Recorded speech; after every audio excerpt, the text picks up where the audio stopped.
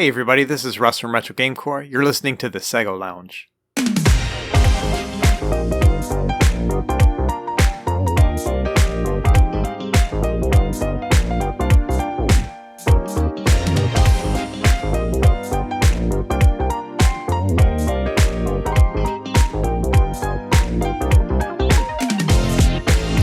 Welcome to the SEGA Lounge, a podcast dedicated to our love for all things Sega, be it the games, the music, or the community. I'm KC. In each episode, I'll be talking to different guests and sharing their projects and their passion for Sega. Welcome back to the SEGA Lounge. Hope you all had an amazing week. Thank you so much for downloading or streaming this episode of the podcast. Believe it or not, this is episode 150. While I'm not doing anything special to celebrate, it's just mind-blowing to me the idea that we've reached this milestone. And it's the show's 7th anniversary next month. How time flies. None of this would be possible without the listeners, so thank you very much to all of you who keep listening to every episode of the show. A quick note about our recent line of merch you can find at thesegalounge.com/store. Thanks to comments from some of you, I've decided to move our products to a different online store, and we are now at Teespring, or Spring, how they are now called. This means a few things. Number one, shipping to EU countries is less expensive for you guys, which is good.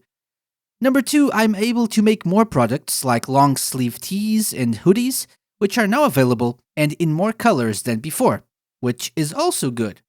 And number three, all prices have been slightly adjusted and everything should now be a bit less expensive than last week, which is also good. So if you haven't yet, feel free to visit thesegalounge.com/store or click the store button on our main website page. It's a way to support the podcast while at the same time looking cool. And a special shout out to João Pardal, who is one of our regular listeners and helped me out with testing some of the costs involved in this process. And now, it's time to talk about this week's guest.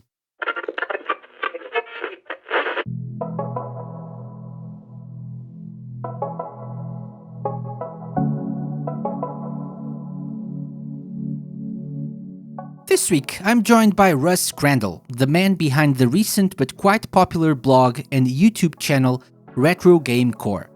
Back in December, when I was taking a break from the show, I decided to pick up one of those Chinese-made handhelds dedicated to retro gaming.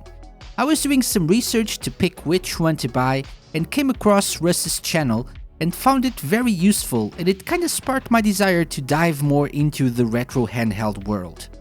Fast forward a few months and it's time to have Russ on the SEGA Lounge to talk about his personal experiences with games and how the pandemic made him decide to start this new project when he was already busy with the food blog.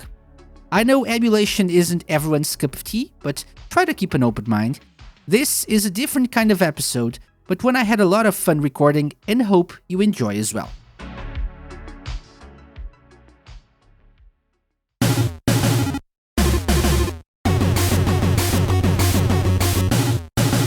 Hello, Russ. How are you? What's going on? I'm great. How are you doing? I'm doing great as well. Thank you so much for coming to the SEGA Lounge. Welcome to the lounge. Hope you're, excited for this little chat of ours. Yeah, absolutely. I'm really looking forward to it.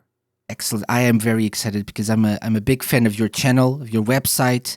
We're going to talk about that in just a little bit. But I also want to know more about my guests, from their history with video games and stuff. So Sure. Would you like to tell us how you got into video games, how it all started? Yeah, absolutely. So, it started like I think a lot with kids is that basically their parents get them into it, and so I remember my dad brought home an Atari. I'm a child of the 80s. He brought an Atari home in the early 80s. And we had never seen anything like that. And I think we were just playing, Pong or something like that. But man, it was incredible to be able to play this on our black and white TV. We had a kitchen TV. It was on top of our refrigerator. So my mom could watch her soap operas or whatever while she was cooking. And so we had it hooked up to that one because my mom didn't want it hooked up to the main TV. And it was, I think, a black and white TV. And we played like Pong on that. And I think we only had it for a weekend, but that really, we all, I had 3 brothers, so we were all way into it. And then a couple years later, we got the actual Nintendo, like the NES in 1985. And that was a big deal too. The only problem was that my parents bought, I love my parents, but they bought the wrong system. They bought the one that had Duck Hunt and Gyromite. Do you remember that one, Gyromite? No, actually, no. Oh, so it was like this little robot. It was called Robbie the Robot or Rob the Robot. And he moved these discs around, and moving those discs would open up these doors or gateways in this game that was not very fun. It was called Gyromite. But that was the game that we got instead of the one that had Super Mario Brothers. So I never owned the first Super Mario Brothers. We had this other one, Gyromite. We all hated it, but we played it so much because we had nothing else to play. So yeah, so I had mixed feelings about that Nintendo, I guess, when it first came out. I didn't know about Gyromite. I knew about Rob because of other, Nintendo stuff, but I didn't know the actual game was Gyromite. Yeah, it actually came with this little robot thing, and it was probably like, I don't know, 10 inches tall, and it had like, I think it was powered by D batteries, like you had to put batteries into it and stuff. And man, we just hated that stupid thing. We learned later on that you could, if you had a second gamepad, you could control the doors using the second player. So we always needed a second player around, like, hey, can you open the doors for me so we can play this stupid Gyromite game? Yeah, we were really bored. Okay, so the NES was not a big success at the time. It wasn't at the time, right? I mean, it really, a few years later, we got Mario 2, and then we were like, okay, now we've got a Mario game, because we never had that first one. And that was when we really started getting into it and loving it, yeah. Okay. Are you a big fan of Mario 2 for that reason, or? Yeah, it's my number 1 game of all time, like hands down. If I've got an hour to kill and I'm playing an NES game, it's going to be that one every time. Awesome. Yeah. I actually have memories of Mario 2. I never owned an NES or an SNES growing up because I was always a Sega kid. But I had a friend at school that had like one of those clone systems, NES systems. They were big here in Portugal, where I'm from. The Nintendo wasn't that big here, whereas Sega was huge here. Everyone had a Sega system, which is, I know, not really the same experience that people had in the US, but because of that, clone systems were, a big thing. And so I had a friend with a clone NES, and I think the first game that I ever played on his NES was Mario 2. So I also have some memories of playing Mario 2 as a kid. That's not wonderful, much, man. but a bit. Yeah. Yeah, and so we so for the next generation, when we jumped up, we did get the Genesis. We didn't get the Super Nintendo because I think it was like $50 cheaper here.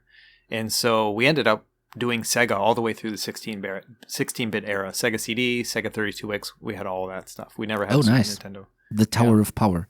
Yeah, exactly. And it's funny too, because when we got the Sega CD and 32X, we got them at the same time, because by then they were like on clearance in the US. Like nobody wanted them anymore, right? And so my parents for Christmas got us both. They got us the 32X and the Sega CD the same year. And I was probably 11, maybe 12. And it was still a big deal for us, you know what I mean? Because we lived in a very kind of secluded area. It's not like we knew the new hotness. We didn't have any of the magazines to know that other things were coming out and stuff.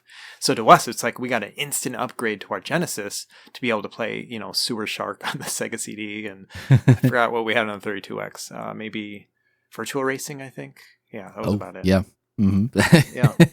So, yeah, that was about it. There were many games, actually, right? So... Did you play 32X games a lot, or did you find yourself just playing the Genesis more? We mostly, we played a lot of Genesis. We probably had the Genesis for a good 3 or 4 years before we got the Sega CD and the 32X. But then when we got those, we spent a lot more time on the Sega CD because to us, the graphics were better on 32X, but the cartridges were really expensive. And, there wasn't a lot, like you mentioned, there was like Doom and, Virtua Fighter, I think, and stuff. And we didn't want to spend like $60 on those games. And instead, we really liked these Sega CD games because they were like exclusive to that console. And so, games like Sewer Shark that had like that full motion video was really kind of cool to us.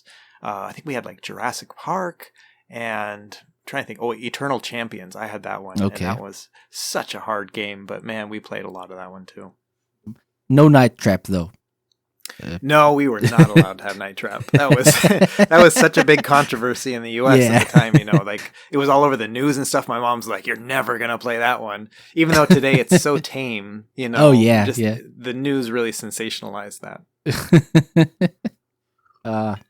Good times, good times. Yeah. Okay, so you ended up spending a lot of time with Sega consoles. So what about after that? Did you go into the 32-bit? We had the 32X, right? But Yeah. did you actually get a proper 32-bit console, or what happened next? No. So next, girls happened. So I didn't play video games for a good 10 years after that, between, becoming a teenager, getting in sports, and then, finding girls and all that stuff. And then I was a musician for a while in like high school and after and stuff. And so just didn't have time for video games. So I skipped all of that. So I basically went from 32X to PlayStation 2, basically. Okay. Yeah. Okay. So I missed all of that stuff. I also skipped that generation. So yeah, Gotcha. I know what you mean. Okay, so you ended up only getting back into gaming with the PS2. Do you feel like that's part of why you're so much into retro gaming as well, or finding of not just that generation, but games and systems from the 8-bit, 16-bit generations that you missed, trying to play them and finding more about them? I think that's definitely a part of it. We didn't grow up with a lot of money, and so actually owning games was very rare for us. We probably only had half a dozen for all of our systems. We would save up our money to rent a game for a weekend. We'd go to Blockbuster or Video Store, and we would rent a game for $3 for the weekend. And that was, for us, it was a better investment than having to spend, $50 for a new game, which would cost us, a full year of saving up, our lawn mowing money or whatever. And so yeah, a lot of my retro gaming and stuff, it comes from the magic of being able to play a game that was unobtainable when I was a child. You know what I mean? Like that's just kind of one of those things where I still get a little fuzzy in my stomach every time that kind of happens, and so I'm perfectly happy running an NES game. There's people who want to push the performance and play Dreamcast and everything else on a retro handheld. But for me, I'm like, man, Mario 2 is pretty great. Being able to play that is super cool. So yeah. Awesome. So you already told us your number one game, which is Mario 2. Since you're a Sega podcast, let me ask you a different question. What's your favorite game on a Sega system? Oh, good question. So, on the Genesis, we had both Sonic 1 and Sonic 2. But I think Sonic 2 was probably my favorite that I would play the most. I like repetitive games. Like, to me, I'm not a speedrunner or anything, right? But I like the joy of memorizing a level and then just kind of, making the most of it and just doing a run and saying, okay, how well can I play this time? And not like I'm timing myself or anything else like that, because I'm never really that great at games. But I don't mind that repetitive nature of playing games. And Sonic 2 was like this perfect mix for me because, it had the spin dash, which was a big thing for me because once you had that, you didn't want to go back to Sonic 1 without it. But then also that 2-player aspect where you're playing through the regular levels, split screen with like your brother or whatever. That was fun too, and so that unlocked a little bit. And then the whole you can turn Sonic yellow if you get all the Chaos Emeralds and stuff. Like there's just those little things that was enough that kept me on that game for a long time. So I think, just memories wise and everything else, I think Sonic 2 was one of my favorites, definitely. Mm-hmm. Same actually. Yeah. Yeah. I mean, I remember, I did a video about my top 5 games of all time, and I released it like several months ago, but I remember talking specifically about how impacting fighting games were for me in the early 90s because, I remember going to a pizza parlor and seeing Street Fighter 2 for the first time. And then we went to this other, like a strip mall, and there was Mortal Kombat there and stuff. So I remember, even though I played Sonic 2 a lot, I remember my most anticipated game for the Genesis was when Mortal Kombat finally came out on the Genesis. And I got that day one. But that was a pretty disappointing game. Like the sprites were really small, and you had to you had to use a code in order to get the blood going and stuff. So I wish that Mortal Kombat had been my favorite Sega game because that's where I put a lot of my like hopes and dreams into. But the reality is that Sonic 2 was probably the one for me. But what was it about Mortal Kombat that disappointed you? Was it the comparison between the arcade and the home version? Exactly. Yeah. Okay. So it was I knew nothing about hardware or any of that kind of stuff, and I expected like a very faithful port over to the Genesis from the arcade system. I didn't realize that arcades could play games better, and so I had played a lot of the arcade. I used to always try to just like beg my dad to let us go to the arcade for an hour on the weekends or whatever. And so I pumped a lot of money into that Mortal Kombat. I had memorized all the moves and the fatalities and stuff. And so the moment I plug it into my little TV, it's no fault of the game. And it was basically hindered by the 16-bit system and the amount of colors they could use and everything else. But I just remember being disappointed even back then of not getting that arcade experience. So. Okay, yeah. But so Sonic 2, did you ever play Sonic 3 and Knuckles back in the day?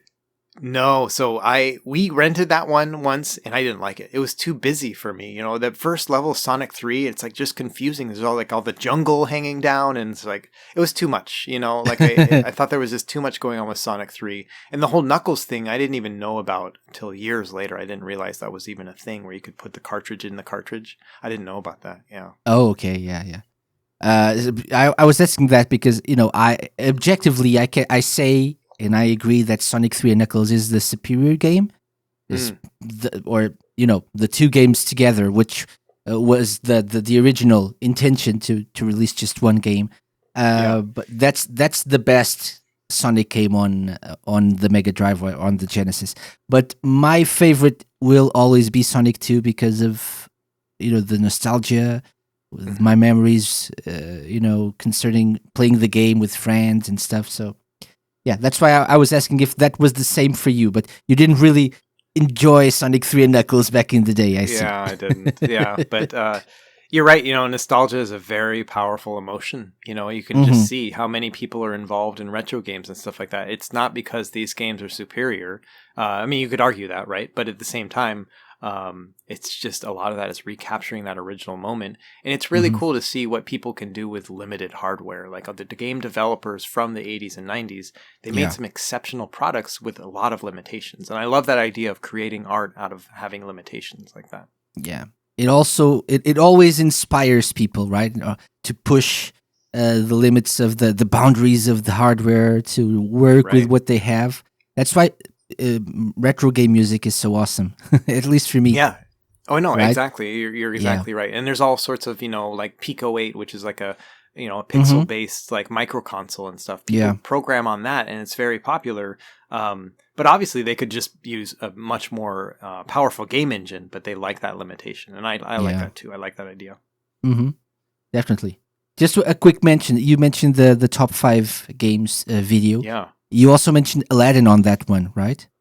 I did. Yeah, that was a big one that we had. We actually owned that one as well. I had a younger brother who, he was like that perfect age when those Disney movies were coming out. I was a little old for him, right? But my younger brother was really into him. So we had both Lion King and Aladdin, and I liked Aladdin better just because it was a little bit easier. I could beat that one in an afternoon, whereas Lion King, I really had to focus. That one was punishing in some of those levels. Oh, for sure. Yeah. I'm also a big fan of Aladdin, by the way. Yeah, not. I remember I mentioned this, I think, on other occasions, but I was not a big fan of the movie at the time. Not sure why.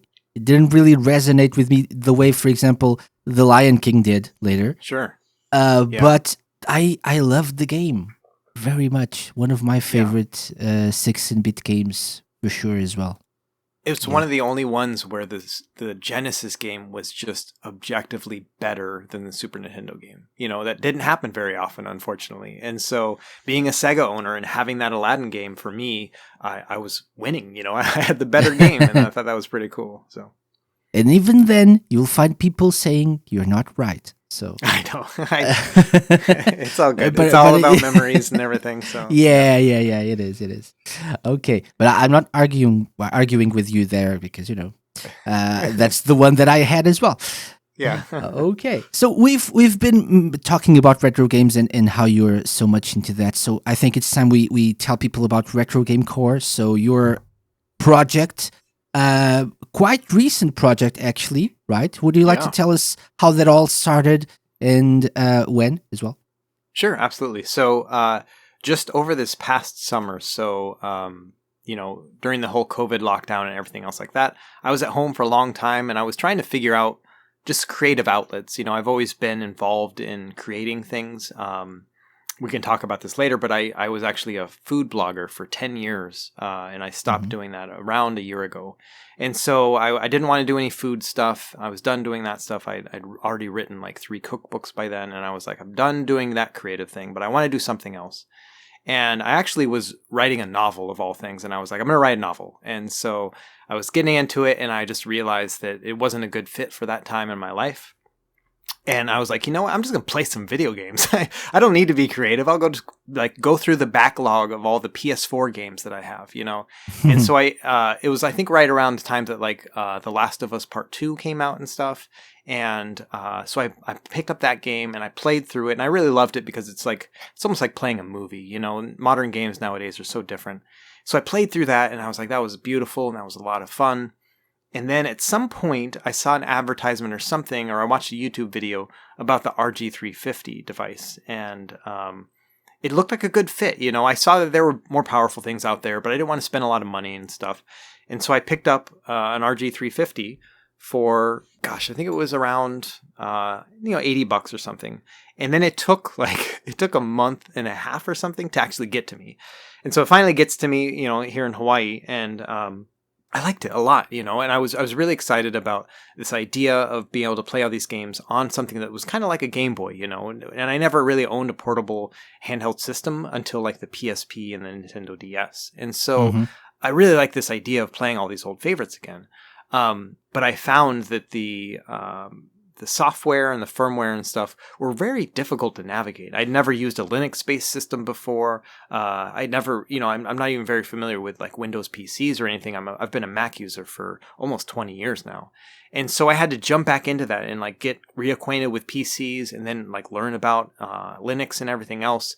And as I was learning it, I found that the instructions and the guides were just scattered throughout the internet. They were everywhere. You could find a little bit on Discord, but then you'd find a little bit on Facebook and a little bit on Reddit. But there was no like single place that I thought was really helpful. Yeah. And so I said, well, this is a good creative place to like do this kind of thing. And like I mentioned, I had been a food blogger for 10 years. I knew my way around like building websites and things like that. And so I built a website, and I was like, I'm just going to put RG350 guides on here, basically. And I did that for several months, actually. And I made a couple YouTube videos, but the only reason I made them on YouTube was to embed them onto the website. I wanted everyone to go to the website. I didn't really want anyone to subscribe to me on YouTube. I was just looking at having a better like experience for the browser when they're going through my website. But then all of a sudden, like I got an RG350 1P, and I was like, well, let me do like a review on this, an unboxing or something. And a Retroid Pocket 2, I grabbed one of those too, and I just started expanding the website a little bit. And then all of a sudden, I realized that I was getting a lot more intention or engagement and stuff on the YouTube channel than I was on the website. And I thought, well, let me just push these together and do like equal parts effort on both of them. And so ever since then, so I started the website in like late July, and then I started really getting into the YouTube videos around September timeframe. And around October, I actually went back to work. I was doing home, like working from home all the way up through October. And then I went back to work right when I was starting to really pick up momentum with the YouTube channel. So now ever since then, I've just been kind of straddling the two, doing my day job and then coming home and doing what I can. And then on the weekends, just like full tilt, doing as much work as I can for the YouTube channel. So relatively new. We were about, 6 months into it now of me being dedicated to the YouTube channel. But it's been a lot of fun, and video is something I never really was comfortable doing. That's why you don't see my face on camera and stuff, because I never felt like I was well suited for video. I like writing, I've always been pretty handy at that. But the video is a whole new medium. And I found out once I got the hang of it that it became very exciting for me. I was a photographer with the food blogging stuff as well. So I knew my way around a camera, but never in the way of making video. And so it's just been a learning experience. I cringe every time I watch one of my older videos because I'm like, oh, I was such an idiot even a month ago, but nowadays, it's getting a little bit better every time. So I know the feeling. I still do that, and I've been doing this for a few years now. So yeah. I can't stand the sound of my own voice, so I know what that feels like. Yeah, sure. I don't think you can fully appreciate what you do yourself, right? Right. Unless you're really, really, really self-centered. Right. So yeah, you're your own biggest critic. You should be. And so it's the only way to get better is to, be self-critical like that. Mm-hmm. But it's funny, I get comments, someone will watch a video of mine that I posted 3 months ago and they'll be like, great video. I'm like, oh, why would you say that? That was a terrible video. Yeah. Awesome. So let's back up a little bit. So you mentioned the food blog. So the Domestic Man, right? Mm-hmm. Domesticman.com. Yeah, you found it. Yep. Yeah. So I've not tried to make a connection between the two, but people have figured it out by now. So, yeah. I do my research. We also have people from your past calling in later. No, we don't. Good. But so is this something that you the need to do something related to cooking, to video games, to something creative? Is that something that comes from your professional background, from your educational background, or is it just something that you like to do? So it's funny. I've always been like that. Even, as a kid, I was really into like creative writing. I wanted to be like a writer when I was a child even. And so it's always been something. I love this idea of creating something out of thin air. And I learned early on in life that it wasn't going to be by using my hands. I wasn't like an artist, like a sculptor, or a painter or anything else like that.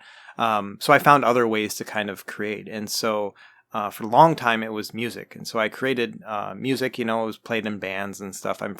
Originally I'm from the Seattle area. So, Nirvana and Pearl Jam and stuff like that. Mm-hmm. So there were bands all over the place. And so I played in bands and stuff growing up. And then later on, it became photography. I liked the idea of, taking pictures and stuff. And then that kind of morphed into food photography because I'd been a chef, in high school and after high school and stuff. And then, and then it just kind of came together where I was like, I'm going to write, I'm going to do photography, and then I can cook too. And I'll do all that together into one. And so I created that food blog. And that was a lot of fun. I did it for, like I mentioned, for 10 years. And I really wasn't expecting to do that. And it turned into 3 cookbooks, and so once I'd finished all that out, I was tired, I was done doing that. It's really hard to keep up the momentum for something like that. But 10 years I thought was pretty admirable, and so I was really looking for something to do still after that. And I think this new YouTube channel is definitely filling that. It's so awesome. Awesome. That's great. Yeah. And it seems like people are responding to it. So that's also nice, right? It's been so overwhelming, I'll have to say, because, with my food blog, I was writing on my food blog for about 2 years before I even got an audience. It was literally just something I did to be proud of for myself. I'd be able to say, oh, I took a good picture this time, or I wrote a really good recipe, or whatever it happened to be. It didn't really matter if anybody else read it, And I was kind of expecting the same with this YouTube channel. I was not expecting it to resonate with people and stuff. And so to go from, 0 to, I think I'm at like 26,000 subscribers as of today or whatever, to go from 0 to 26,000, it's insane. I can't even imagine that this would have happened. If someone had told me a year ago, oh yeah, you're going to make a YouTube channel and lots of people are going to like it, I would be like, you're crazy. Yeah. And it's funny, like maybe when you think about the different audiences for the food blog and the video game website and channel, maybe you think these are like, maybe especially video games, maybe it's probably like a niche, right? So it's true. You probably wouldn't expect it to take off so quickly. Right. but that's Retro great. video games on handheld devices is such a small group of a group. You Yeah, know what I mean? exactly, Whereas exactly. food, Hmm. everybody eats 3 times a day. So you'd think everybody would be into that, right? But it's kind of the opposite, It's just food blogging is I mean, we could talk all day about it, but it's a very hard place to be in terms of getting an audience and stuff because there's just so many people out there and there's so many Hmm. mediocre solutions out there and stuff that it's very hard to compete and stuff. Hmm. And I didn't come into Retro Game Core thinking that I was going to have any sort of success. It was just fun, and, Yeah. and that's the cool thing is that every subscriber is just a bonus. Like I have no expectations. I have no goals, any of that kind of stuff. I just want people to have fun with me, and that they're doing that is pretty fun. Excellent, excellent. So this is, as you said, a very specific channel, a very specific website dedicated to retro gaming on handhelds. Right. What is it about the handheld or a handheld system? You already mentioned this a little bit before, like having that Game Boy-like experience with Hmm. older games. But what do you think for everyone else, for people that are watching your channel, reading your guides on your website? What is it about holding a small system and playing retro games that probably beats the whole TV experience? Yeah, so this is a perfect question, and it's something I think about all the time, right? Why is it that I am doing this instead of, for example, playing on my smartphone, which is always in my hand? You know what I mean? Or Or why is that, it that yeah. why don't I play on my TV, which I already have, And I think when it comes down to it, it's these dedicated handheld systems take you away from all the other stuff. You know what I mean? Because when you're playing on a phone, you're going to get a notification that somebody mentioned you on Facebook or whatever it happens to be, right? All those things take you away from that immersive experience. Same thing with on a TV. Like it's just, I don't know. I'm not a TV guy to start with. You know what I mean? Like I have a hard time sitting down and dedicating my time to playing an Xbox game or whatever it happens to be. Whereas these handheld systems, I can play it in bed. I can play it on the toilet. You know what I mean? I can do whatever I want with it. And it's not my phone. Like I don't have to worry about touchscreen controls or any of that kind of stuff. I literally have this nice D-pad that I can work with. And I think just that combination of everything together, it makes it worth it to me. It's this dedicated device that doesn't do anything but play games. And for me, I really like that. Hmm. Yeah, excellent, excellent. Yeah, I agree. I've always been someone who prefers to have a dedicated system to play video games, Yeah. whether it's a console or a handheld or but not. It's cool that you can do everything on your phone, but it's not the same experience that you always had growing up as a video gamer, right? It's different to have a nice D-pad, some nice Yeah. buttons to press. It's different. Yeah. Totally. And the other part too is that in addition to all of that, for me, what I think about sometimes as well is the fact that it's not only, disconnected from everything else and whatnot, but at the same time, the other part of it that's really kind of exciting to me too is that back in the day, playing a handheld system was always a compromise. Like, for example, when you played a Game Boy game, you had like that green screen and it didn't have the big sprites and didn't have all those colors and that wonderful experience that it would on a Nintendo game. If you look at Super Mario Land versus, the same Super Mario 2 or 3 or whatever came out at the same time, totally different, right? But these retro handheld systems now, they're powerful enough to play those games without any compromise. So all of a sudden, games that were never supposed to be on a handheld are now on a handheld. And to me, that's like really exciting too. Like all those PlayStation 1 games that I missed in my childhood, I can now play. But not only that, I can play it on these handheld systems, which are basically like a Game Boy. And so I really like that mixture too of this modern power mixed with these old games, which weren't even meant for these small screens. And so to me, that's also a really fun thing about these handheld systems. Oh, for sure. Could you imagine back in the day, thinking you would be able to play that game that you had on your TV Oh man, on can you on imagine your if a small right? system like this, right? Yeah, can you imagine if we had a time machine and we took, just take any of these handheld systems and we went back to 1988 or whatever and we handed it to somebody like, here you go. try this game out. It's called Sonic Adventure 2 or whatever, right? And they would just, their minds would have blown. I think about it. I used to joke about it in the food blogging world. Like, what happens if we made, a cheeseburger and then we brought it back to medieval times and we handed it to somebody and was like, hey, taste this. What do you think? And so it's the same thing. It's like the cheeseburger of the handheld systems. Amazing.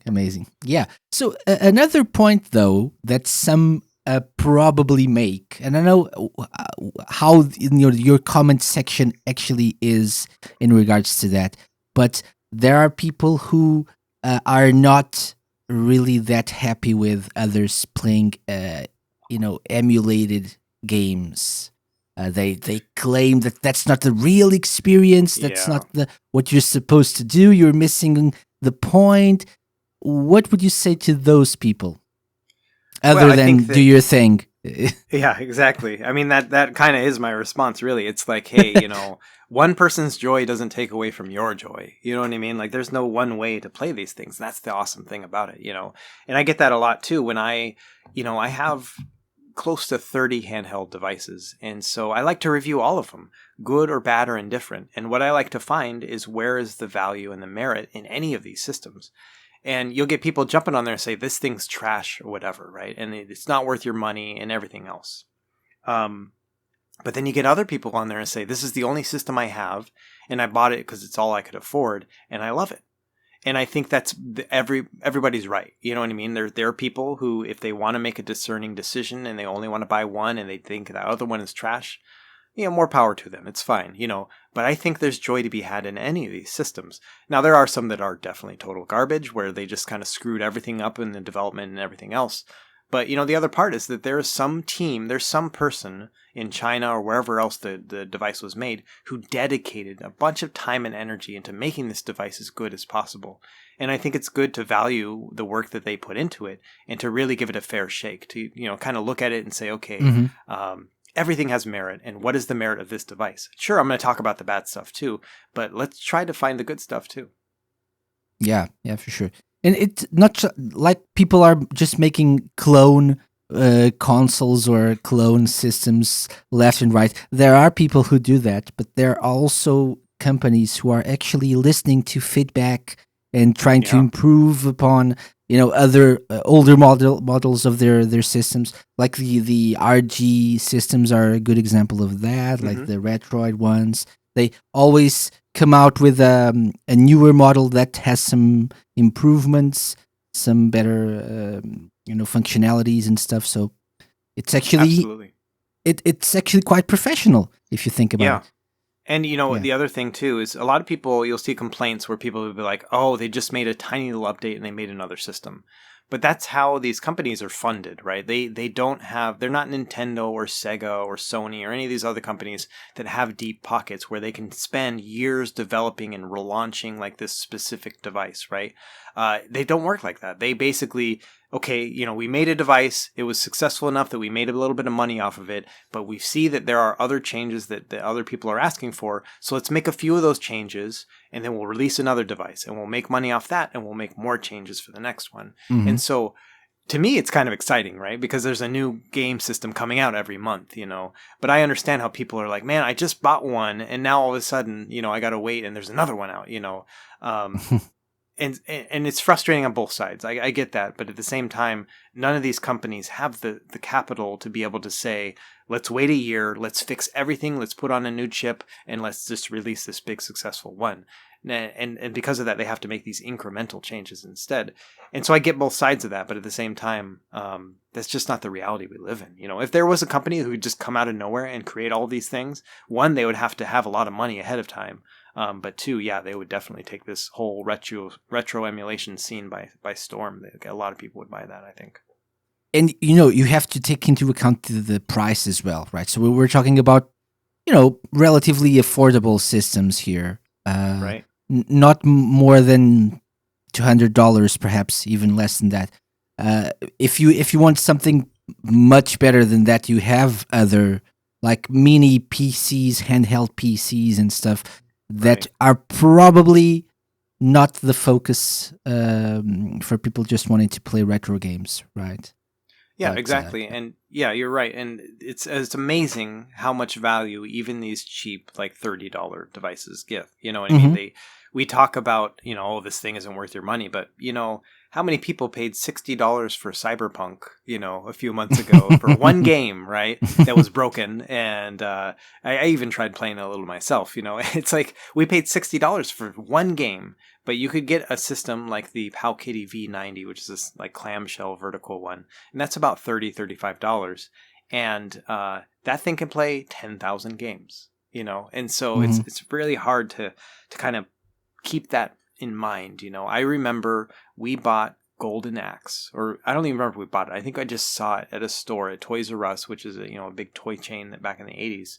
They were selling Golden Axe for the Sega Genesis for $60 back in the day. You know what I mean? And that's $60 of like 1991 money or whatever it was. Yeah. And so that's worth even more. That's like $100 in today's money. And that game you can beat in an hour, And it's amazing that we paid $60 for an hour-long experience, essentially, Or we pay, if you go to the movie theaters and you get your movie, your tickets and your popcorn, your soda and everything else like that, and you bring your kids, that's a $60 day, Yeah.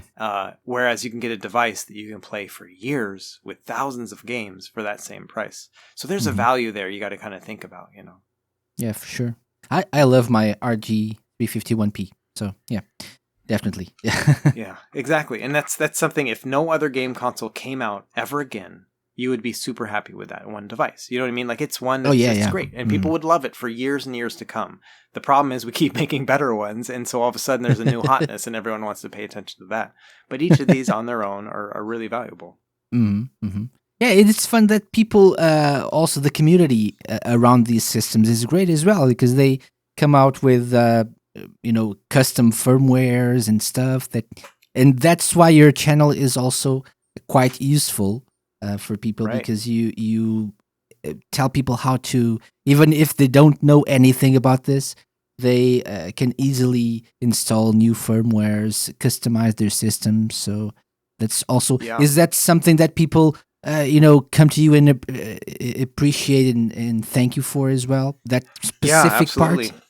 Yeah, that's one of the things where if I really wanted to grow my channel and I wanted to just be like a very popular YouTube blogger or whatever, I would just do reviews, right? Like that's like the thing that everyone like. That's where you get all the views and stuff. But I've never wanted to be just a reviewer like that. That's kind of like a side thing, For me, the fun and the exciting thing for me is making the most out of the devices that I own. And so that's where those guides come in, where I want to help other people, take a custom firmware or unlock a specific game, that you didn't think you'd be able to play. I want to show you how to play that and stuff.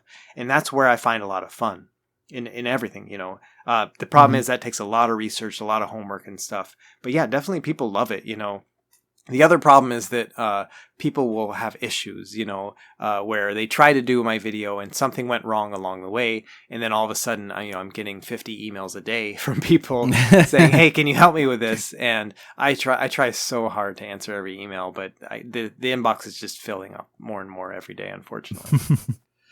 What about YouTube comments as well? A lot of them. Do you try to Yeah. answer all of them, or have Oh, you yeah. given up on that? I try, I do. And to anyone who's listening and I never answer to your comment, it's not on purpose. I try to answer every single one, but there comes a point where I just have to cut my losses and I move on to the next video. Yeah. Like the video I posted day before yesterday, I think the last time I checked earlier today, it was at 1,200 comments. And as much as I love to be able to respond to 1,200 people, like I can't, that would take me 6 hours to do, right? And in those 6 hours, I could make a video, and so I have to Yeah. kind of triage and make sure I'm putting my efforts where I can. And it's, yeah, I'd love to be able to answer everything, but I'm just not going to be able to ever get to that, unfortunately. People have to understand you have a day job, right? And a Yeah. family. So Yeah, exactly. And it's I would love it if I had a day job where I could actually access the internet, but I don't have access to anything. My phone, internet, any of that stuff, most of the day, And then I also got to sleep. And so it comes down to it. During the week, I really only have a few hours to work on things. So Excellent. Okay, so we're going to talk a little bit more about your project, Russ, but we're going to Sure. take a quick break, and I have a surprise for you when we come back. Okay. You're like, what's that?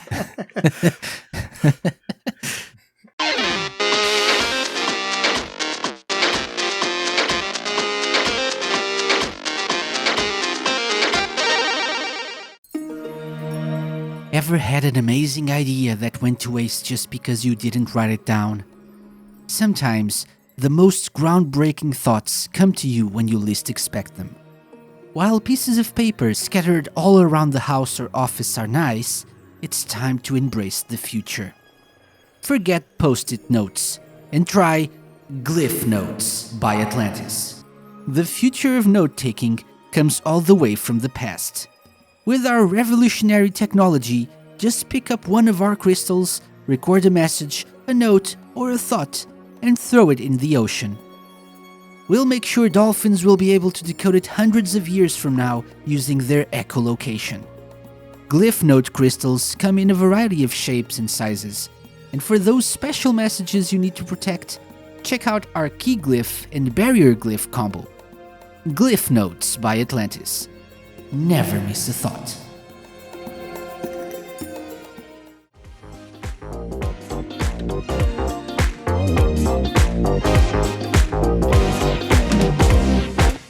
Welcome back, Russ. Thanks. Yeah, happy to be back. We're here with Russ Crandall from Retro Game Core. I'm really happy to have you here. It's been fun talking to you so far about your project and your video game experiences, but it's time for something different.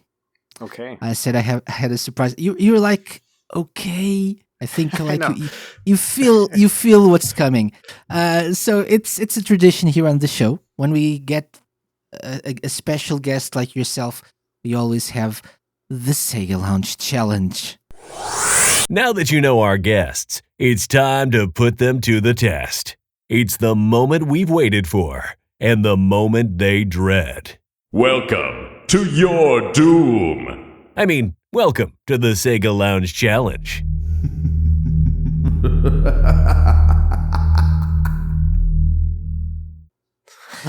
I have to be honest, I haven't listened to an episode, so I have no idea what I'm walking into right now. That's the beauty of it. That's actually how I prefer it. So what is the SEGA Lounge Challenge? Well, today we're going to do something I like to call the ultimate Sega fan challenge. Oh man. Which I do with most of my guests. So what I have in front of me are 10 questions or 10 challenges, let's call them that, because not all of them are questions. Okay. You can get up to 20 points, okay? But your challenge is to get 10 points. That's everyone's challenge, is to get 10. This is how hard this is. Just telling you that in advance. Sure. No, it's all good. So you can lower your expectations. But you can also pick between easy and hard questions at some point, so you can adjust the difficulty as well. Okay. So to get a feel for this, let's start with a question, and you get to pick between an easy or a hard question. An easy question will get you 1 point. A hard question will get you 2 points. Okay. So it's all Sega related. So yeah. Let's start with a hard one. Let's just dive into it. I'm not adverse to, jumping into the difficult stuff. People keep doing that. And I keep saying that's a mistake. But okay. Okay. So let's go with this. Shenmue.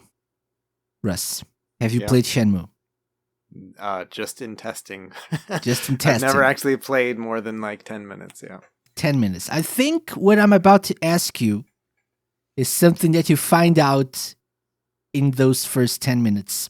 Maybe not. Okay. But okay. So there's a character called Ine-san in Shenmue. A woman. There's like a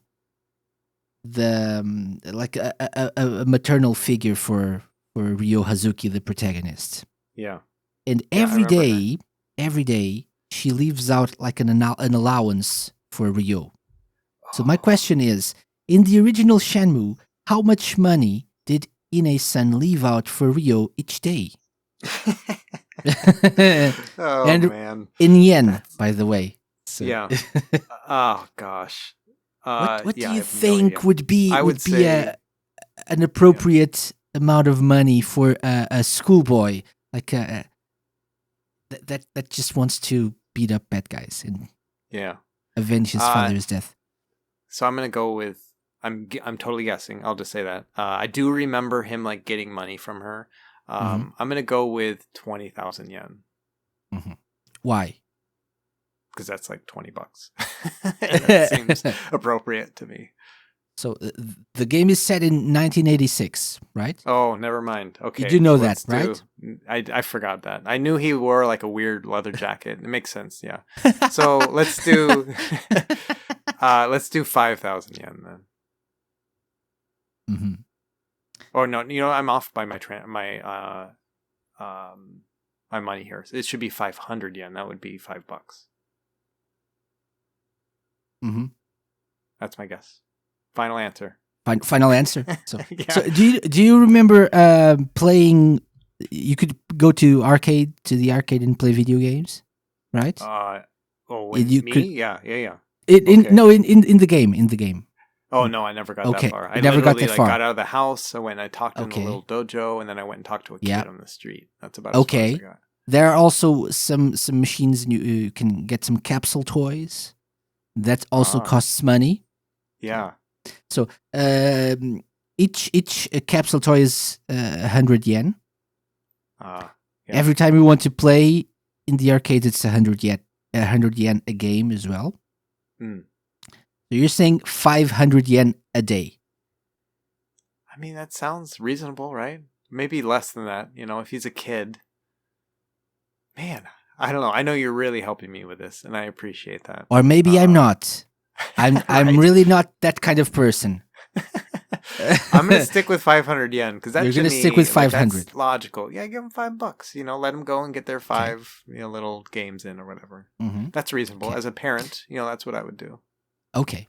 So, Russ Crandall, your Yeah. answer is 500 yen. Yes. Your answer is correct, actually. Well done. Oh my It is Oh, 500 man. yen. Look at Yes. that. 2 Wow. points. 2 Yeah, points. thank you.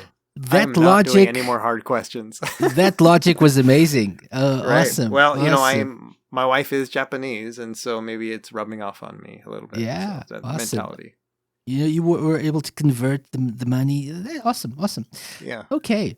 So that's question 1 out of the way. You only need 8 more points. So we're off to a great start. The next challenge is a musical challenge. So apart from questions, you'll also have to listen to little bits of music from Sega games I love it. and try to tell me what the songs are from which games these are, okay? Okay. So let's start with a 10-second long clip and let's listen to it and tell me if you know what this is. Okay.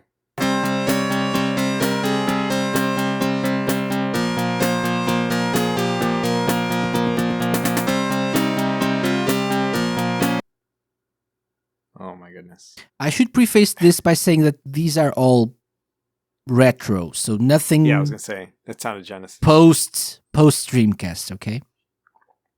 Okay. I will go out and say I have no idea. It sounds a little bit familiar. So your But, guess is no idea, and your answer is correct. Oh, I forgot to say 1 point for the game, 1 point for the song, or where Oh it plays my in the gosh. game as well. So you can, even if you just guessed the game, you can at least get 1 point. I mean, it sounds. Again, you have to remember, we only own like 5 Genesis games, Mhm. and it's definitely not one of those. But, So yeah, you think this is a Genesis game? that's my guess. Yeah, it sounds to me, Mhm. at least in the terms of just the level of fidelity, it sounds to me Mhm. like a Genesis game. But I guess it could be. No, I don't think Master System is going to sound that good. I never had one, but I played a few of those games. Yeah, to me it sounds like Genesis, but not a game I owned. Mhm.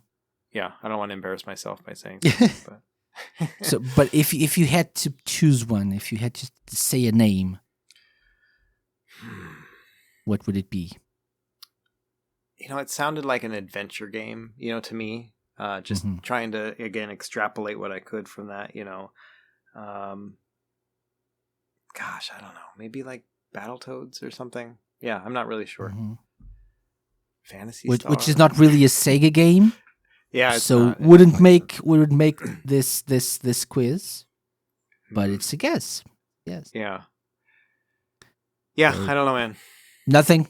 No. Nothing. Sorry.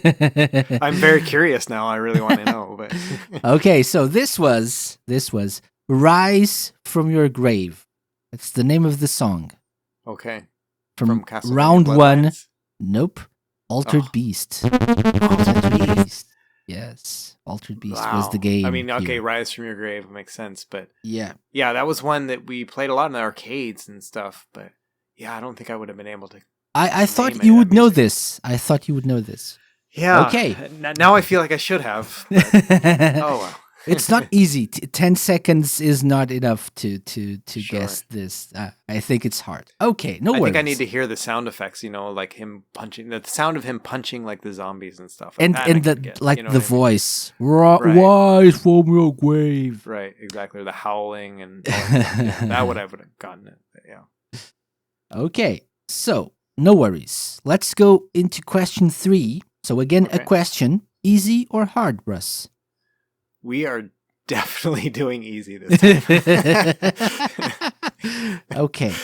Okay. So, this is always a fun question. Space Harrier.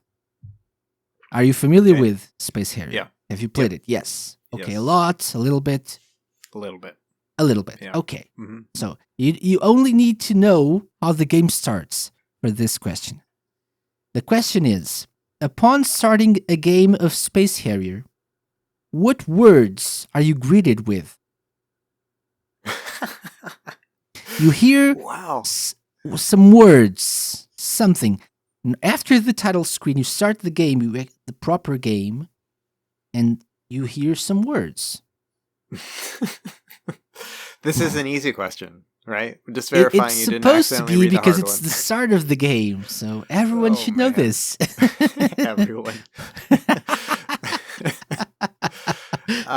Yeah. Again, I mean, I remember you kind of like start running and then you jump Uh-huh. up and then you start flying and stuff.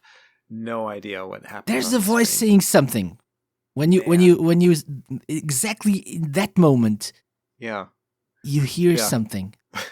A voice. Yeah. Is he saying "Let's go" or "Game start"?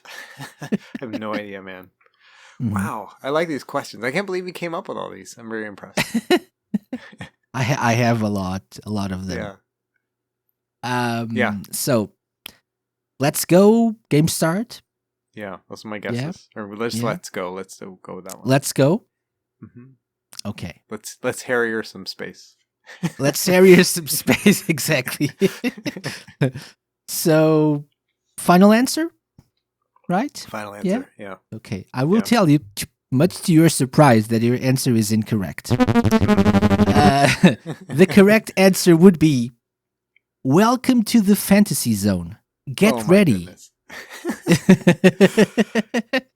I'm Yeah, so- gonna go back and play this game after this. I want to hear. Please that. do. Please do. It's when you start this, "Welcome to the fantasy zone. Get ready." Yeah. Okay, crazy. so yeah, it's crazy. It's crazy. That's iconic though. But even for like huge Sega fans, this question is not. I always think this is easy. It's in the easy pile, but Yeah. really isn't. People's memories are tricky. Yeah. Okay. It's what it must be is I different learners and different like people as far as what they memorize. And so for me, Yeah.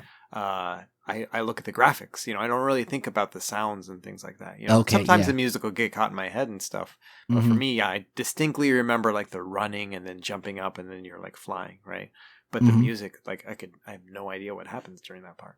It's kind of amazing. I'm how we think about things. I always focus a lot on the sound effects and the music and stuff. So yeah, that's probably You're right. Yeah. Yeah. Okay, let's go with question 4, which is another song. Okay. So let's take a listen. Let's do it.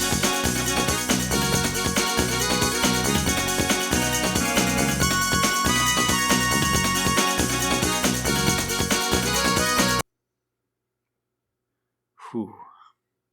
That's very familiar. I'm gonna guess Sonic CD. Why? Well, it definitely has higher bitrate music. It sounds like 16-bit or CD quality music to me. Mhm. And because it's familiar, that makes me think that it is a game that I play. Like when I'm doing my testing. And one of the main ones I always test with is Sonic CD on the Sega CD. Yeah, I'm trying to think of others that I would test with, and yeah, that's my guess. Sonic CD. What? Let's say you were testing a different console. So for each console, which games would you test with? So you Sure. probably play Sonic 2 and Aladdin. Yeah, so I do Genesis. I always do Sonic 2. I do Aladdin, Streets of Rage, Streets of Rage 2 actually, and then I'm trying to think of other Genesis games. I'll do like Comic Zone sometimes or Gunstar Heroes. For Sega CD, I always do Sonic CD, and then sometimes I'll do like Eternal Champions, just one of those that I know I can just jump right into. And then other Sega things, obviously I can't really test Saturn because they don't really play on any of these handheld devices. So I go to Dreamcast from then, and then that's usually going to be, Sonic Adventure 2, Dead or Alive 2. Yeah, those are the main two ones that I use, or Virtua Tennis. Yeah. Awesome. So maybe I may be just misplacing the memory, but yeah, that to me sounds like maybe something from Sonic CD. Where would this play? If you, it's definitely not the first level. It sounds more like when you finish the level. That kind of sound, like a jingly jingly kind of little thing there, just to when you're finishing a level. I don't know. Okay. Man, I've never thought this much about a game like this. I love this. I love that we're doing this, by the way. Okay. So your final guess, I'm assuming, is Sonic CD. Yeah. The end of level jingle. Yeah, because it's definitely not the during level, because I remember the sound of that. But yeah, that's my guess. Okay. So I'm going to tell you, it's not a level song from Sonic CD. It isn't. No. Is it from Sonic CD though? You said you don't test Saturn for a good reason. Yeah. What if you did? What game would you pick? So when I do try to test, I do Sonic R, and then Panzer Dragoon, and then Nights into Dreams. Oh, it might be Nights into Dreams. Anyway, yeah. So would you Those like are to the three I reconsider usually your answer? I'm not saying it is. I am. No, I am going to reconsider. I think it is Nights into Dreams, that first level. That's my guess. That sounds more appropriate because I can't actually place it with Sonic CD unless it's like the one where you when you flash into the future in Sonic CD and stuff like that. Maybe that music. It's definitely not that first level music. Yeah, let's do it Nights into Dreams. I'm going to be really mad if it was Sonic CD. Okay, so you just changed to Nights into Dreams, the first level. Yeah, that's my guess. Okay, so this was the correct answer is from Sonic CD. No, I'm just kidding. I'm just kidding. Gosh. It is the first level from Nights into Dreams. Yes, look at that. Yes, it's you totally led Valley. me into that, but wow. Because I knew you used Nights to test Saturn. I know I saw a video of something somewhere, and I saw Nights, so I knew you should know this. So yeah, 2 points. That's amazing. Well done. Thank you. Well done. I have to say that that's probably the first time I've heard that song in full speed. Because anytime I test it, it's never playing at full speed. So. Yeah, that's true. That's true. Yeah. It's not easy to emulate, right? Right. Yeah, it's very difficult. Yeah. Okay. So good job. 4 points so far. We only need 6 more. Let's go with number 5. Number 5 is a question. So easy or hard, Russ? This is such a gamble here. I'm going with So hard. I need to get to my 10. You got 2 points from the hard question. You didn't get any points from the easy question. So I don't know. Yeah. Maybe this is too hard. This is not right. I don't know. Yeah. Okay, let's do hard. Okay. I'm laughing because these are really, really hard. Okay. Oh gosh. But All right. but let's go with this. In the Fantasy Zone universe, Fantasy Zone, right? You know the Space little area. spaceship? Yeah. Yeah. So it's the same universe, yeah, but different games. So there's a game, a series of games called Fantasy Zone, like a shmup, a shoot 'em up. With a little cute ship that you control that has wings and stuff called Opa Opa. Okay. You've already lost me. Okay. It's very cute, very colorful. It's what we call a cute 'em up. Okay. So in the Fantasy Zone universe, what is the name of Opa Opa's brother? And you're like, who the hell is Opa Opa? Right. Exactly. You show me a picture of Opa Opa, and I would be like, I don't know who that is. And then you say, well, who's their brother? I'm like, well, I don't know. Oh man! So it's a very cute game with just like Space Harrier. The levels have weird names and stuff. The music is very cheerful and and so Opa Opa is the ship that you control, the sentient ship, because that's the thing. And then at some point in the sequel, you find out that Opa Opa had a brother. So what would what would be an appropriate name for the brother of Opa Opa, considering maybe their parents didn't have a lot of imagination and creativity? Right. Let's go with Ipa Ipa. I'm just making that up, but I feel like, they're going to follow the same pattern, and maybe just change the vowels a little bit. So IPA? Yeah. Okay. Instead of OPA? Yeah. Mm-hmm. Final answer? Yeah, you're not going to get any more out of me on that one. I can't guess any more than I am, which is absolutely just guessing out of thin air. Okay. Russ. That was actually a pretty good guess. Because you know what the correct answer would be? That's not correct, by the way. Okay. Yeah, I the figured. correct answer would be Oopa Oopa. Oh, okay, yeah. I almost thought that, and I thought that sounds dumb. Wrong vowel. UPA, UPA, UPA, UPA. See, so, that doesn't make any sense to me because that doesn't sound Japanese. You know what I mean? Like Opa does, Ipa does, but Oopa. No. Oh, man. I thought I had an advantage by at least knowing a little bit of Japanese, but nope. I'm waiting for someone to one day say it's Opa Bro, but no one ever says that. Yeah. Okay, let's go with another song then. Okay. So think retro Sega. Let's take a listen. Could you stop playing with that radio of yours? I'm trying to get to sleep. Could you stop playing with that radio of yours?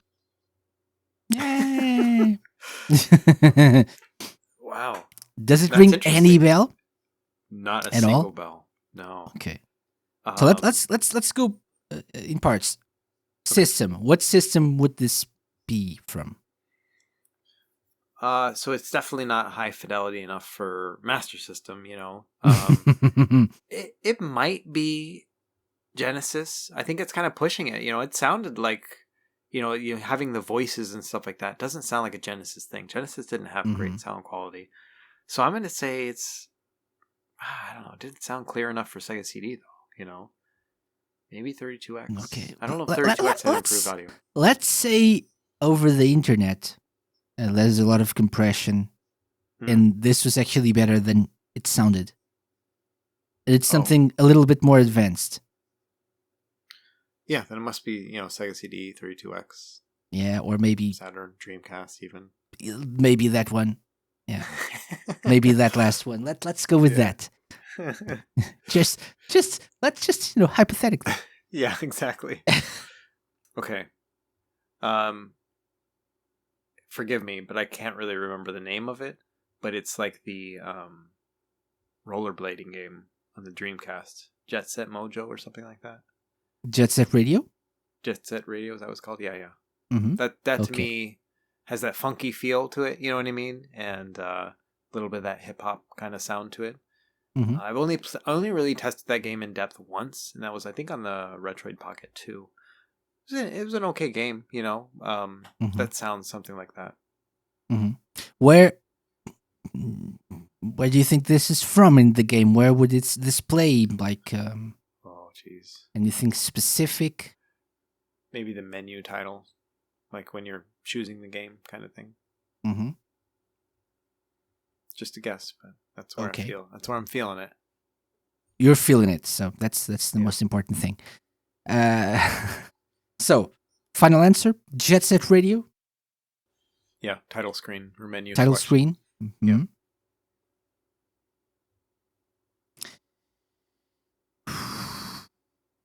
Russ.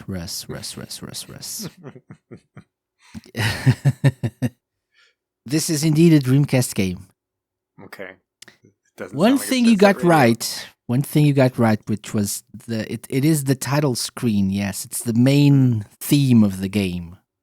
Title screen, menu selection, it plays during all of that. Yes. Mm-hmm. This is called Let Mum Sleep, by the way. The song. Yeah. The game is Jet Set Radio. Good job. 2 points. Man. Oh, I was Yes. so lucky. Oh, Yes. wow. Or Yeah. Jet Grind Radio, as it was known before in the US. Oh, I didn't Actually. know that. Yeah, Yeah, back in the that day. was a game Now that it's I didn't- it's been re-released as Jet Set Radio everywhere, but in the Dreamcast days, it was Jet Grind Radio exclusively in the US. Wow. I've only Yeah. seen a Dreamcast once in real life, and that probably was like early 2000s. I went over to a friend's apartment or something like that, and he had Soul Calibur, and we played it once, and it was maybe Mhm. for 5 minutes. That's the only time I've Okay. ever touched a Dreamcast. So that's a system where I basically learned everything about it after getting all these handhelds and trying it out and Mhm. stuff. It's been really fun. It's a great system, actually. Yeah. My favorite Sega system. So, Oh, really? and that's Wow. saying a lot. As I'm a big fan of the Mega Drive as well, but Yeah, Dreamcast holds a special place in my heart. that's awesome. Yeah. So yeah, good job. Thank so you. so far Man. 6 points. We're getting there. So number 7 is another question. Easy or hard? We're doing easy. Yeah, We're doing I'm easy. not doing a hard one again. That I've learned Okay. from my my lessons with Opa Opa. Okay. This is easy. In Outrun, right? Outrun, the Mhm. racing driving game. What brand of cars do you drive? Ooh. Oh, come on. Well, it's either Ferrari or Lamborghini. I'm gonna say Ferrari. It's Ferrari. I mean, come on. Yes, of course it is. 1 point. Okay. Of course. It's one of those where you have a gut instinct where it's like, oh yeah, Ferrari, but then like, but wait, could it be Lamborghini? And that's when you like everything goes wrong, So Yes, I stuck with yes. my initial reaction. That's what you should always do. Okay. Russ, it's time for our last little bit of a song. Okay. Okay. So since it's our last, things work exactly the same except for the song itself, which is reversed. This is awesome. Okay, let's do it. So let's take a listen.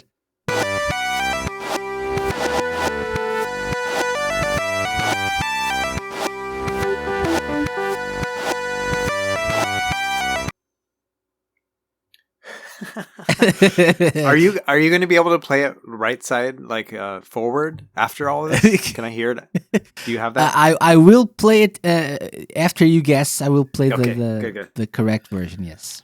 Whew. Okay, so it is, to me, it sounds Mhm. 16-bit era. Mhm. There's no way I'm going to be able to place the actual song, but it sounds flowy, if that makes any sense. Like, it's not like an Mhm. excited, like, bitty kind of like sound. And it's because it flows like that, and it sounds kind of, to me, at least a little relaxing. It reminds me of, and maybe it's just because we just answered about it, but it reminds me of Outrun music. Like that kind of gentle, fun kind of sound. So that's going to be my guess, is that it's a driving game, but maybe Outrun. Just kind of that colorful sound.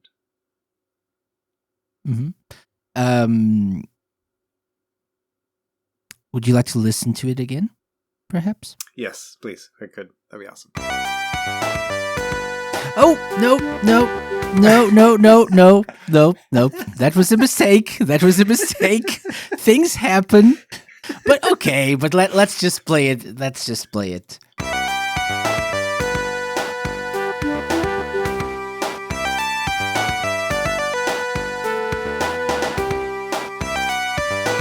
Okay, with this unintentional mistake here, would you be able to place this somewhere else?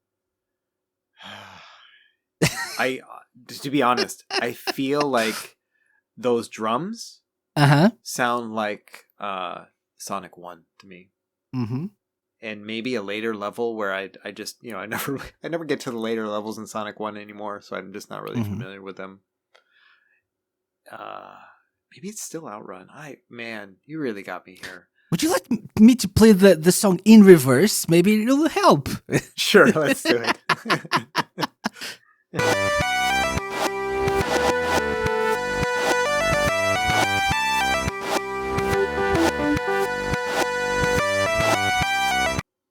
This sounds awesome, though. I do like that sound in reverse. That could just be the regular song. Yeah. I'm going to stick with Outrun, even though I'm getting a Sonic vibe from it because of those drums, like especially when you finish a level where it's like dun dun dun dun dun dun dun dun dun, like it has that same drum sound quality to it. But at the same time, I feel like if it was Sonic 1, that I would be able to pick up on that. So I'm going to stick with Outrun because it still sounds nice and kind of soothing. Okay. Final answer? Final answer. You can't tell me where it plays, right? You don't really know. No, I mean, because you can select your track or whatever. And so it's if it is Outrun, it's like a song for driving. Yep, exactly. Okay.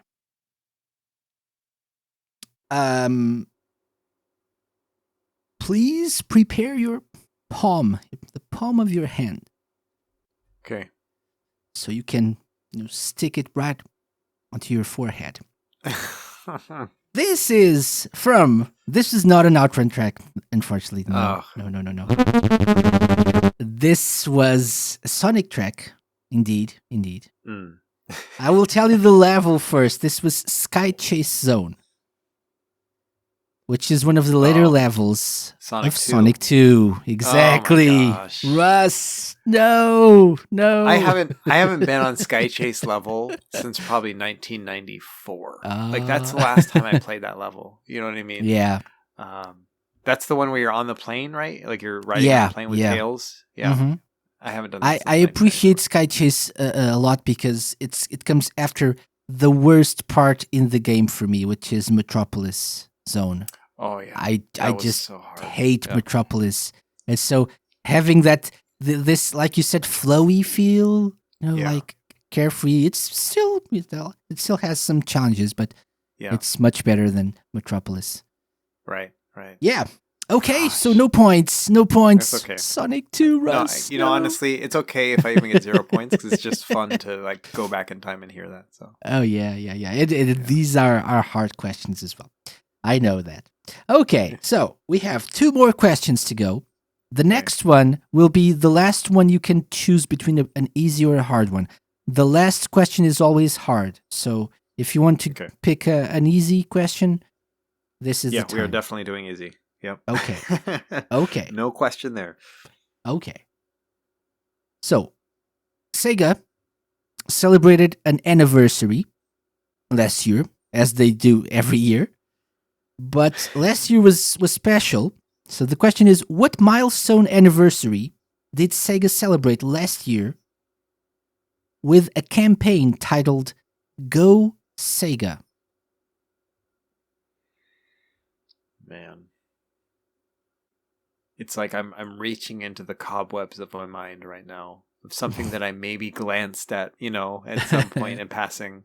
They did something. They did a whole campaign throughout the year with this slogan written in the Sega lettering, right? Go Sega, which is clever when you think about it.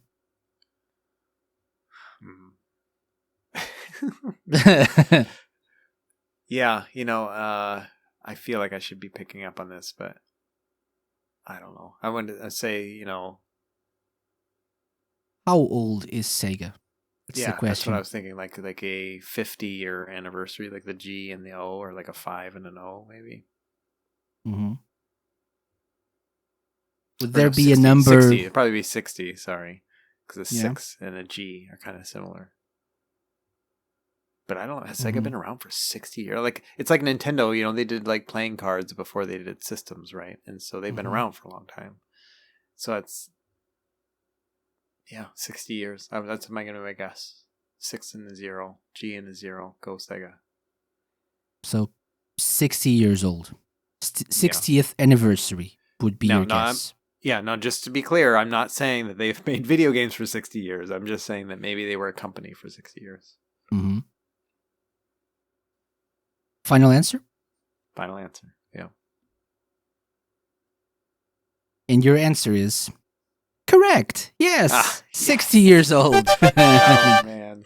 That's it. Very good. Yes, go Sega. G. Yeah. The G for 6. Yeah. Yeah. Good job. So 1 point. That means Russ, 8 points so far. Oh my goodness. So you can get 10. You can still get 10 points if you guess the answer or answer this question, this hard question correctly. So before we do the question, how many guests have you had that have done this, and how many reached 10 points? I would say most have reached 10 points, but not many have reached more than 10. Okay. So 10 is usually, it's really hard to get to 10. I can assure you. So yeah, a few people haven't. I'd be doing so much work here. I love it. I appreciate that, though, and our listeners do too. Okay, so I think we're gonna go retro. Please. And we're gonna go music as well. Okay. Yeah. What is the name of the Japanese composer born in 1967 in Japan, who worked on games like The Revenge of Shinobi, Shenmue, the 8-bit versions of Sonic the Hedgehog, and Streets of Rage? You could have stopped at just saying, what is the name of name? the Japanese composer? Oh, man. Yeah, I have no idea. Do you have any idea of any names that are... I couldn't tell you a single game developer or composer for Sega games, like the Japanese names. I mean, I know some Nintendo ones, obviously, but I don't know any Sega ones. Okay. Man, that's okay. Yeah. I'm gonna give you some options. Okay. I'm gonna give you 3 options, and you tell me which one sounds like a person who worked on The Revenge of Shinobi, Shenmue, the 8-bit versions of Sonic, and Streets of Rage. Okay. So option A, Yuzo Koshiro. Ring any bell? Nope. No. Okay. Option B, Takenobu Mitsuyoshi. Anything? No? No. Option C, Hiro, or Hiroshi Kawaguchi, also known as Hiro. Anything? No? No. So out of these 3, Yuzo Koshiro, Takenobu Mitsuyoshi, or Hiroshi Kawaguchi. I'm butchering the names for sure. Which one do you think? The fact that you said that Hiroshu, what did you say his name was? Kawabushi? Hiroshi Kawaguchi. Hiroshi Kawaguchi. The fact that he has a nickname, to me, makes it feel like he's like beloved or, endeared, in the community. So I'm going to go with him. He may be a developer or something, but that's going to be my guess. They are all musicians. Oh, jeez. Okay. Well, yeah, I'm still going to go with him. Hiro. Okay. So, Hiroshi Kawaguchi is your answer. Takenobu Mitsuyoshi is famous for being the voice of many Sega games and soundtracks as well. He's the one that sings Daytona, let's go away. Okay. Yeah. So he's still connected to Sega and stuff. Hiro is also a legendary composer who still works with Sega and did a lot of amazing and classic soundtracks, like, for example, Outrun. Okay. It's one of the good examples. Yuzo Koshiro is not exactly working in Sega, but has worked with Sega throughout the years. The correct answer is Yuzo Koshiro. Oh. Yeah. I knew it. The moment you said that Hiro had done Outrun, because you would have said that. You know what I mean? So I'm like, okay, must be the other one. Or maybe not. And Yuzo Koshiro did a lot more than what I just mentioned. But yeah, and he's just worked on Streets of Rage 4, for example, which is something that exists now. I haven't played it yet, but I saw it's like on the Switch and stuff. Yeah, you should. It's a great game. They just announced DLC for this year, for later this year as well. So yeah, but Russ, 8 points. But I'll have to tell you, for someone who isn't that familiar with everything Sega, you did great, actually. You did great, actually. So you still get our SEGA Lounge seal of approval, which I will send to you in a little bit.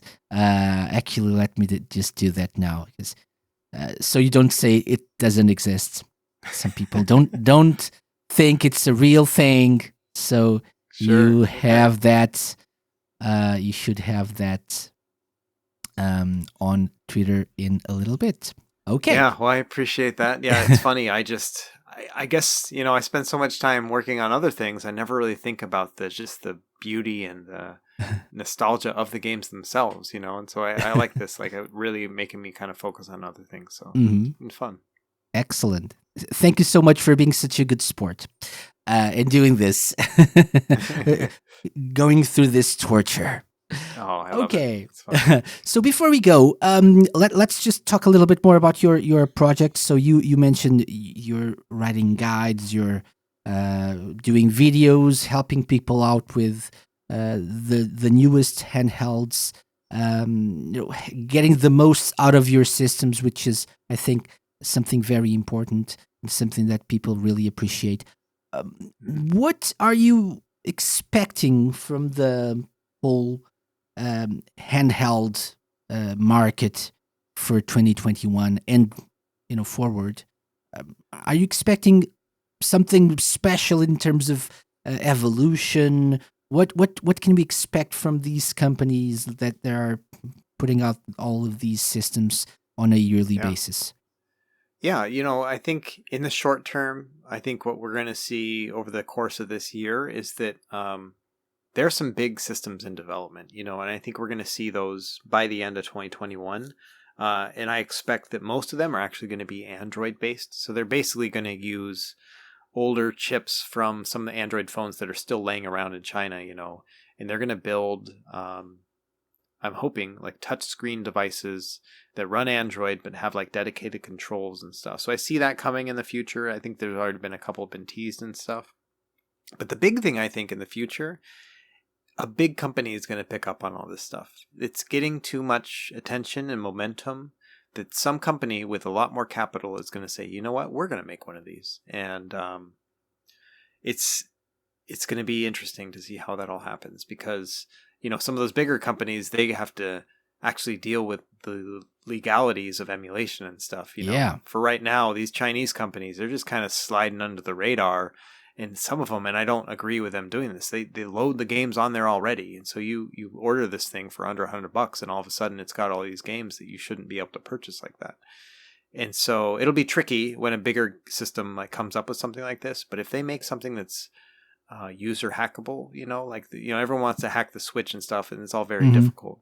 But if they make a device that's very powerful and user hackable, they're going to just dominate the market. And so I think that attention's going to come at some point, either good or bad. Either a company is going to make a device of their own and compete and basically blow everyone out of the water, or they're going to come down on these companies and say, "Stop doing this. You're promoting like illegal materials or whatever it happens to be, right?" And then all of a sudden, all this stuff is going to dry up. And so that's one of the things I worry about. It's either going to go and get even bigger because someone's going to jump on board the train, or it's going to get shut down because it's going to get too much attention or something. So yeah, we'll see. But in the meantime, I do think that there are going to be some nice Android-based systems. I know a lot of people prefer to have like Linux-based systems and stuff because they're just easier to emulate from a development standpoint, because they don't have to worry about the overhead that comes with Android systems where it eats up so much system resources and stuff. But people know and love Android, and so I think that that's going to actually be very successful, just like how it was with the Retroid Pocket 2, even though that wasn't very well executed as a system. So yeah, that's a good point actually about the a big company picking up on this, but that's a bit worrying for me, because I think that the legality of things will be a concern for them, and so we'll see what happens. Yeah, absolutely. Either way, it's going to be exciting, and that every month at least one new handheld is going to be coming out at some point, good or bad, and so there's always going to be something interesting down the pike. Is there anything that you're most excited for coming up? Not really. I think we're at like a low stage right now, where I think the RG351V, which just came out a few weeks ago, which is the vertical version, like the Game Boy looking one. Yeah. That was the last big one that I'm anticipating as far as some of these chipsets at the lower end level. There's going to be like some others that cloned the Odroid Go Super, which is like a 5-inch screen. So we're going to see more of those, I think. But yeah, I don't expect, personally, I don't have anything that I'm really excited about. I'm just excited in general to see what comes down next. I know there's going to be more Raspberry Pi 4 devices and stuff, but at the end of the day, I'm at a point with my channel where I'm at the phase of, I have a few handhelds I want to review right now that I just need to get through and do the videos. But next, I want to just work on guides for a little bit. Just focus on the ones I do have and the ones that people are buying right now. Just things that they can do to unlock the capabilities of that. Excellent. Yeah. So I won't ask you what your favorite out of all these handhelds is, but I will ask you what your go-to is. The one that you find yourself using the most without even thinking about it. Yep. Easy answer. So it used to be the RG351P. That was the one I would always grab, but I don't know if you saw on my channel, but I made a metal modded case I didn't make the case, I just put it together. For the Powkitty RGB10, which uses the same chips and everything else as the Anbernic RG351P, but only has one analog stick. But that's not a big deal for me because I usually don't use that second analog stick when I'm playing. But it has the metal shell, and it's smaller. It's just a joy to play, and so that's the one I grab instead of my 351P. I love my 351P. I use that for testing for everything, and that's the one I'm always trying to do firmware things with and everything else. But the RGB10 is like my personal favorite. That's the one I actually grab and play most of the time. Okay. So there you have it. Go buy that one. I'm kidding, but yeah, there's a lot to choose from, right? There's a lot of variety, a lot of offer, so people can grab the one that they think suits their needs best. I love that there's for example, the variation between the RG351P and the V, right? There's the vertical screen, the aspect ratio is different, which Right. suits more the home console games instead of, for example, the GBA games like the exactly. P. So it's nice that people can pick. You don't have. There's no perfect solution. Yeah, Something that not at fits all. everything, but you can choose one that fits your needs better, I think. Yeah. And That's even if nice. it comes to that point where we're like, hey, here it is, finally the perfect system, 2 months later, there's going to be a better one. You know what I mean? There's never going to be a better one. It's just whether or not at that slice of time, if that's the right one for you and you're willing to pay that money for that value, then do it. You know what I mean? You Yeah. don't wait for the next one because there's always going to be a next one. For sure. Yeah. So, Russ, I've kept you for long enough. Thank you very much for taking your time with us. Would you like to tell people who are listening to us, and were not familiar with your content? Would you like to tell them something to, convince them if they need convincing, because they got to know you better, and so I'm guessing they're all hitting the subscribe buttons on the YouTube channel and stuff right now. But let's say they need a little bit more convincing. What would you tell people about your channel, about your content, to make them go watch? Yeah, I would say that this channel is a learning experience for me. It's I'm coming into this with no knowledge and jumping in and just trying to figure things out, and I'm kind of doing it in real time in the channel. And so what I think that really does is it makes it very approachable for others, because I'm not trying to wow you with my knowledge or anything, because I'm learning myself. And so if you don't know anything about retro handheld gaming or just retro gaming and things like that, I invite you to come and check it out with me, because we're going to learn together, basically. And I think it's going to be a lot of fun. So that's probably, if you haven't checked it out already, I mean, that's probably going to be really helpful for you. Agreed. And all links, as usual, will be in the show notes. So do check out Retro Game Core. Russ, my final question is always the same. Are you familiar with the concept of blast processing? Oh, Have that you was heard like of that? something they used to talk about with Sega Genesis, right? That Yeah, always uses yeah. blast processing. Exactly. Yeah, it's kind of like They- the Super FX chip or something. Yeah. Yeah, they said the Genesis had blast processing, which made it faster and more powerful than the competition. Yeah. So it's debatable if it's a real thing or not. But let's say it is, and it turns things into more powerful and faster versions of themselves. If you could add blast processing to anything in the world, what would it be and why? Oh, wow. Anything. Yeah. Oh, Doesn't have to man. be game related. I would say, and this is just silly of me, but I would add blast processing to our friends and family so that they could live longer. We could spend more time with them. We live with my wife's parents here, and they're aging right now, and it's awesome that my kids get to hang out with their grandparents every day and stuff. But I'd love to give them some blast processing so they're around for even longer. So that's gonna be my answer for that one. I like that answer. Yeah. That would be awesome, right? Yeah. Excellent. Russ, thank you very much for your time, for coming on the SEGA Lounge. All the best for your YouTube channel, for your website, and hopefully we can catch up in the future and talk about the newest handheld that can finally play Saturn and Dreamcast games 100%. Yeah, absolutely. And I really appreciate you having me on here, and I'm going to study all of my Sega knowledge before the next show. Oh, yes, because next time will be even worse. Thank you, Russ. Thanks.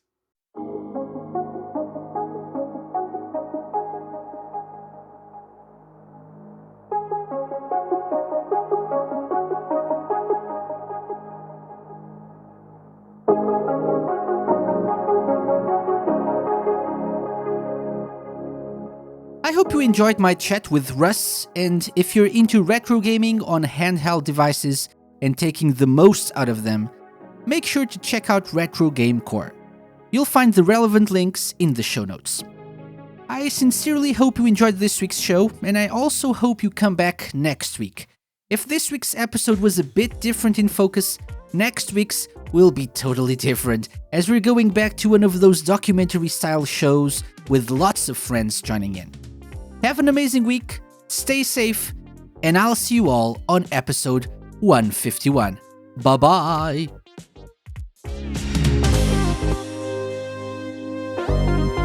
The SEGA Lounge, hosted by me, KC, and part of Radio Sega's network of live shows and podcasts.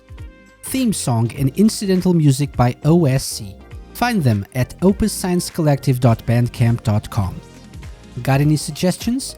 Drop me an email to podcast@thesegalounge.com. Follow us on Twitter @thesegalounge and like us at facebook.com/thesegalounge. You can find previous episodes of the show by going to thesegalounge.com and wherever fine podcasts are downloaded.